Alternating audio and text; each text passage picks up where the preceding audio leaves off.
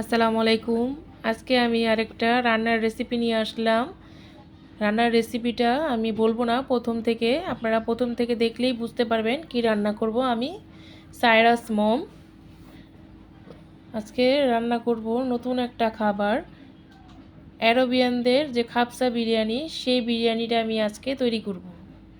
খাবসা বিরিয়ানি তো অ্যারাবিয়ানরা একদম শুকনা থাকে, কোনো মশলা দেওয়া থাকে না, হালকাভাবে রান্না করে। কারণ আমরা তো বাঙালিরা তো এরা তো হালকাভাবে খেতে পারবো না। তার জন্য আমি এখানে আজকে একটু মশলা দিয়েই খাবসা বিরিয়ানিটা রান্না করার চেষ্টা করলাম। সবাই পুরো ভিডিওটা আমার দেখবেন। এখন আমি আস্ত একটা মুরগি নিয়েছি, চিকেন নিয়েছি। চিকেনটাকে আমি ভালো করে ধুয়ে পরিষ্কার করে ভালো করে চিড়ে নিয়েছি।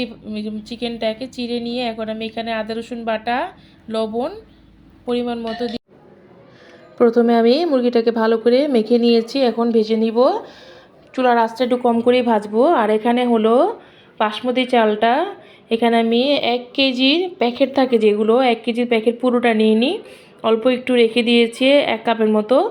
1 কাপ রেখে আমি সব নিয়ে নিয়েছি। নিয়ে এখানে পানির সাথে ভালো করে ধুয়ে আমি এখানে সিদ্ধ বসিয়ে দিয়েছি। আর ওটা দেখালাম না, ওটা তো সবাই জানেন।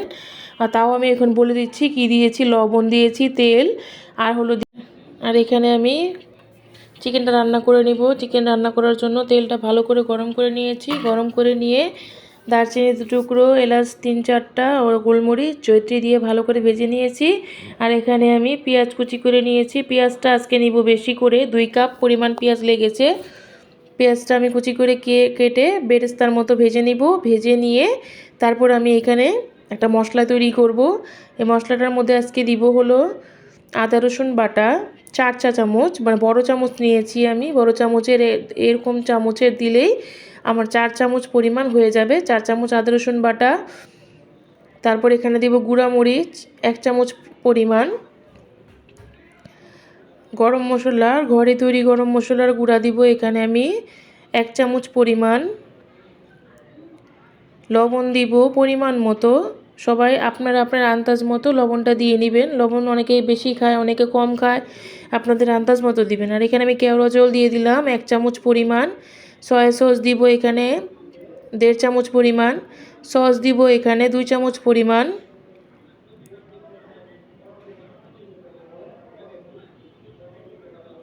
আজকে আমি এই রান্নাটায় টক দই ব্যবহার করিনি, টক দই ছাড়াই রান্না করব।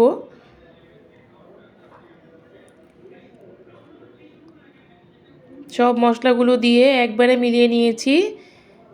আর দিয়েছিলাম গুঁড়ো দুধ 2 চা চামচ, বাদাম বাটা 2 চা চামচ দিয়ে ভালো করে গুলিয়ে আমি 10 মিনিটের মতো রেখে দিয়েছি। রেখে এখন পেঁয়াজটা লাল হয়ে এসেছে। এখানে আমি মশলাগুলো সব তেলে দিয়ে নিলাম। দিয়ে একটু বাটিটা ধুয়ে একটু পানি দিয়ে দিলাম মশলাটা ভালো করে কষানোর জন্য। মশলাটা ভালো করে কষিয়ে নিলে কাঁচা একটা ফ্লেভার আসে না। এখন মশলাটা তেল ছাড়া পর্যন্ত আমি ভালো করে কষিয়ে নিব। কষানোর পর ভাজা আস্ত মুরগিটা আমি দিয়ে দিব।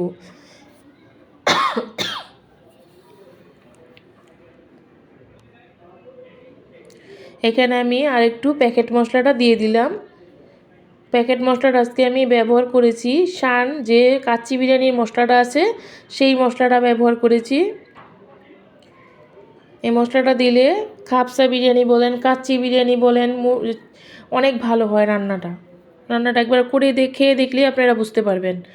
আর আমি তো ঘরের আমার মশলা দিয়েছি, আমি যে তৈরি করেছি সেই মশলাগুলো দিয়েছি। মশলাটা অবশ্যই রান্না একটু বেশি লাগে, তাই জন্য বেশি দিয়েছি। আর এমনি অ্যারাবিয়ান যারা, ওনারা তো খাবসা বিরিয়ানি তো মশলাই দেয় না, একদম সাদা।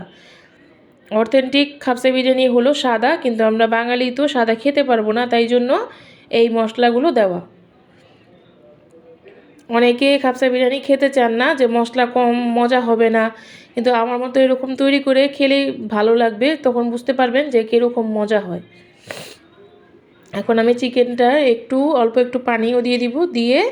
পানি দিয়ে চুলার আঁচটা কম করে ঢেকে রাখবো চিকেনটা সিদ্ধ হওয়া পর্যন্ত। চিকেনটা সিদ্ধ হওয়ার জন্য ঢেকে রেখে দিয়েছি। আর এখানে আমি একটা পাতিল নিয়েছি, বড় পাতিল নিয়ে পাতিলের তলায় আমি বাতিল একটা তাওয়ার মতো, লোহার তাওয়ার মতো দিয়ে নিয়েছি। আর এখানে চালগুলো ঝরিয়ে রেখেছিলাম বাসমতি চালগুলো, সেই চালগুলো ভালো করে সিদ্ধ করে ঝরিয়ে নিয়েছি। এখানে আমি চালগুলো দিয়ে দিলাম, দিয়ে আমি আস্ত মুরগিটা মাঝখানে বসিয়ে দিলাম। বসিয়ে দিয়ে এখানে আমি মশলাগুলো সব ঢেলে দিব। ঢেলে দেওয়ার পর আমি এখানে উপরে দিয়ে চাল দিয়ে আবার ঢেকে দিব। চাল দিয়ে একদম ঢেকে দমে রেখে দিব। আজকে আমি রান্নাটায় কিন্তু কোনো জর্দা রং কিংবা ফুড কালার বলেন কিছুই দিইনি, কিন্তু দেখতে অনেক সুন্দর একটা কালার আসছে।